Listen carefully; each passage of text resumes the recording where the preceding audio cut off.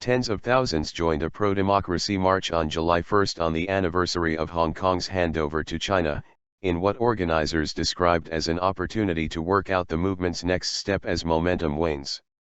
Crowds gathered in Victoria Park in the afternoon, many carrying yellow umbrellas, a symbol of the democracy movement, before marching to the government's offices in central Hong Kong. The most important thing is to express disapproval to the Hong Kong and Chinese Communist government for suppressing the freedoms of Chinese people and real elections for Hong Kong people, protester Wong Man-ying, 61, told AFP. Things are quickly transforming to fit a Chinese model, added office clerk Anna Cheung. We need Beijing to hear our voices. Organizers said the turnout was 48,000, lower than in previous years after almost 12 months of rallies in the politically divided city, with campaigners admitting fatigue had set in. The police estimated that 19,650 people took part in the march.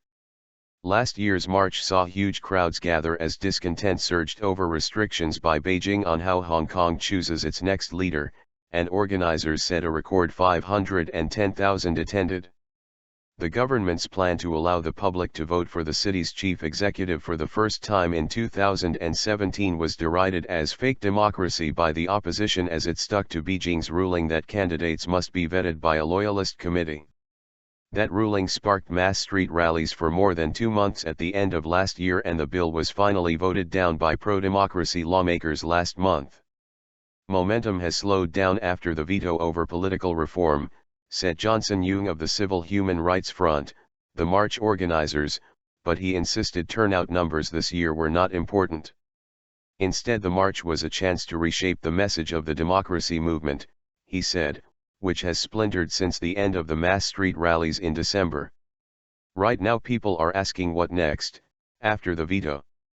We hope the march can set the political agenda and give citizens a chance to discuss how to bring the democratic movement forward. Political groups set up stalls and addressed the crowds on loudspeakers while protesters fanned themselves in the oppressive heat. Small groups of campaigners remained outside the government complex into the evening. This year is the 18th anniversary of the handover of Hong Kong to China by Britain in 1997, and the march is traditionally an outpouring of protest directed at both China's communist government and the local leadership. It comes at a time when Hong Kong is deeply polarized and there is fragmentation in both pro-democracy and pro-Beijing camps. Pro-Beijing groups separately held anniversary events, including lion dance performances and a street parade, while the public poured into an open day at China's People's Liberation Army, PLA, barracks in Hong Kong. In a speech at a ceremony for the handover anniversary, City leader Leung Chun-ying criticized lawmakers who had rejected the reform package. Leung used instability in Europe to argue that other issues should now take precedence over democratic reforms. As the experience of some European democracies shows, democratic systems and procedures are no panacea for economic and livelihood issues, he said.